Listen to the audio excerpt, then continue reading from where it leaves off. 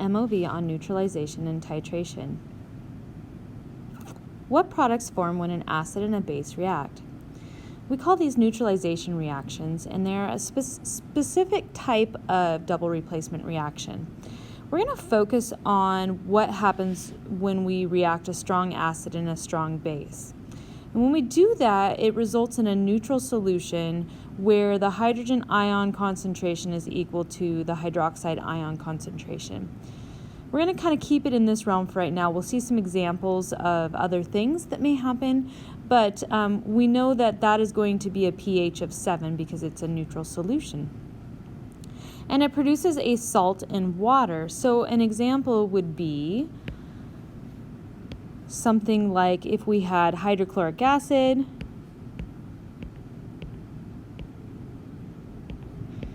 and sodium hydroxide,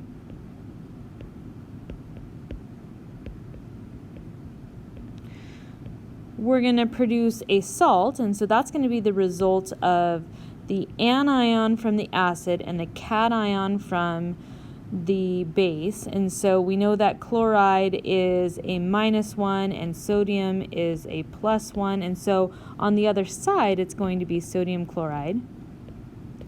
We know that this is still going to be aqueous because that is a soluble salt.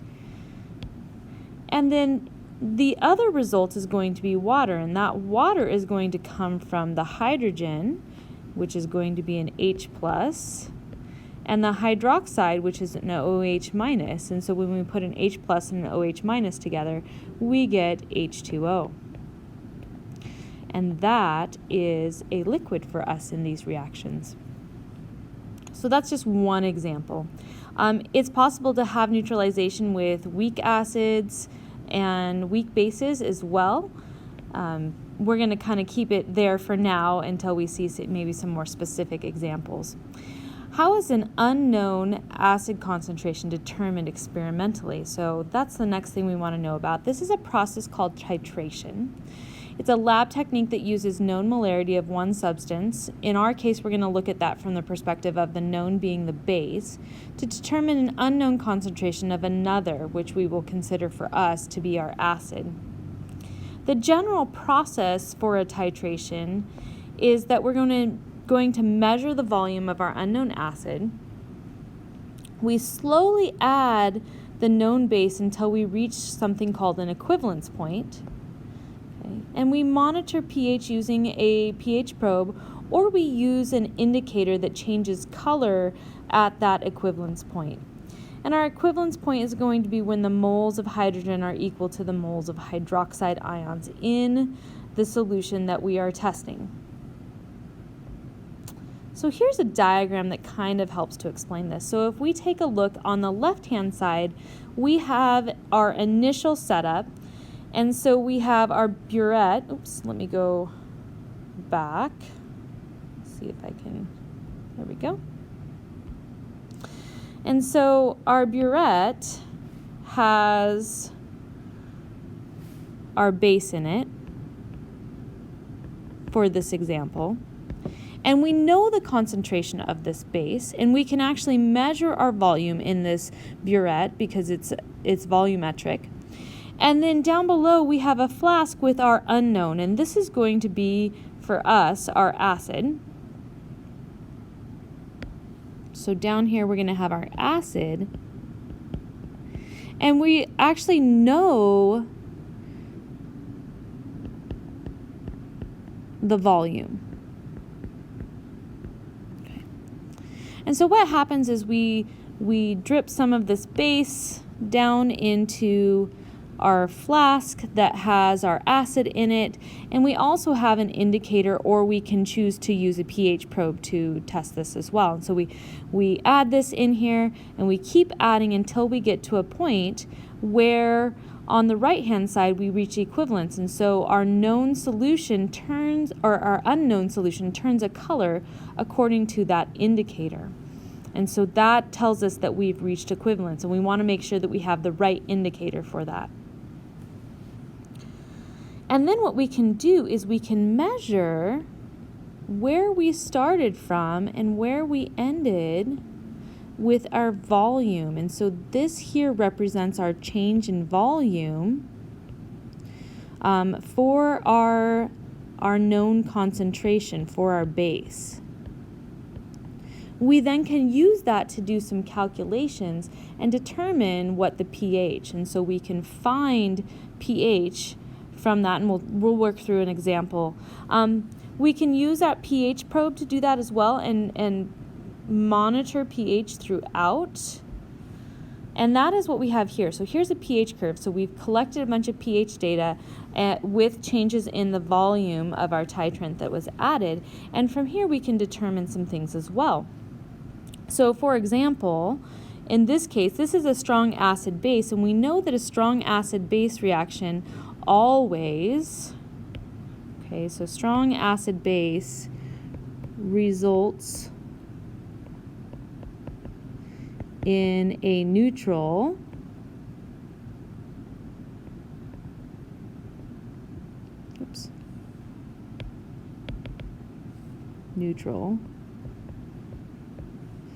which is a pH equals 7 solution. So that helps us to tell some things here. So when pH is 7, we go across, this is our equivalence point.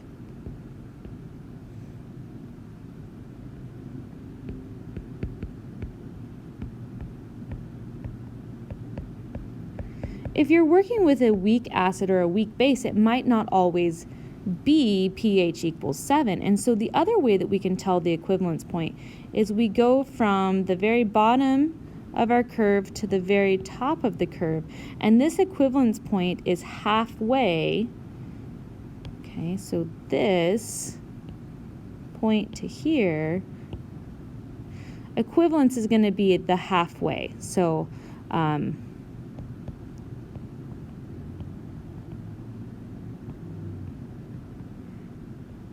from bottom to top. Okay, the other thing that we may want to know is the half equivalence point, because that's going to tell us some information as well. And so the half equivalence point is going to be halfway between here and the beginning. And so for us, it looks like we were at about maybe 45 milliliters.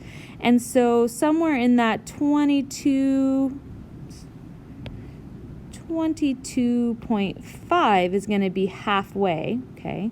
And so we go up somewhere right around there, and this point right here is our half equivalence point.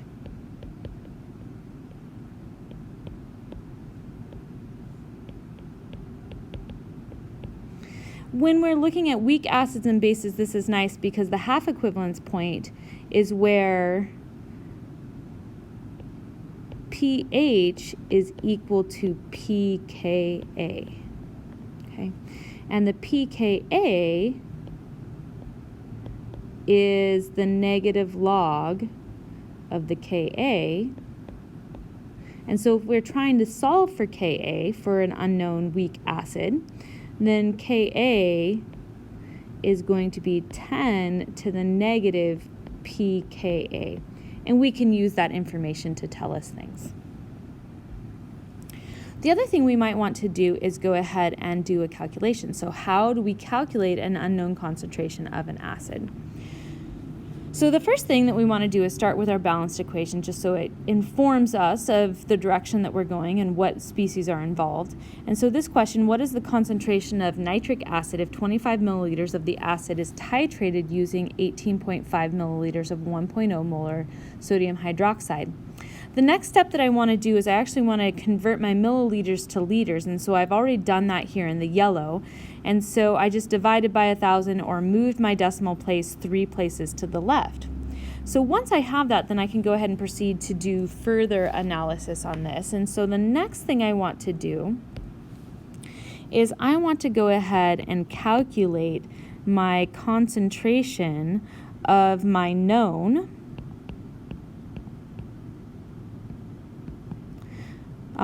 moles. We want to know the moles of the known.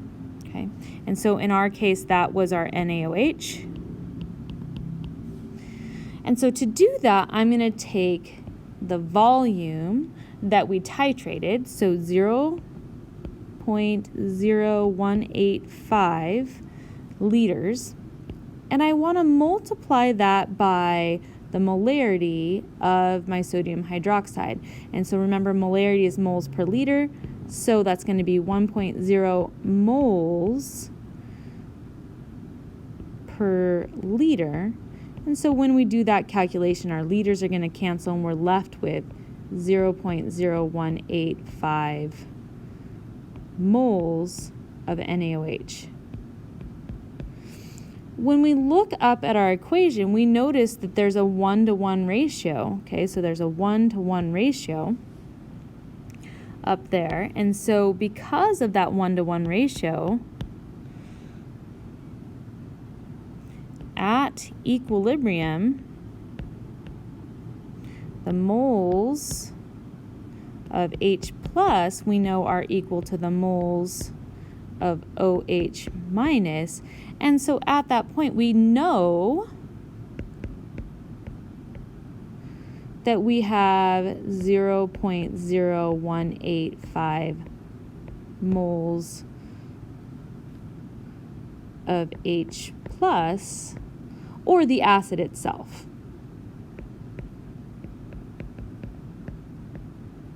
Okay? So then the last step that we want to find out is what do we end up with overall for our unknown concentration. And so our unknown concentration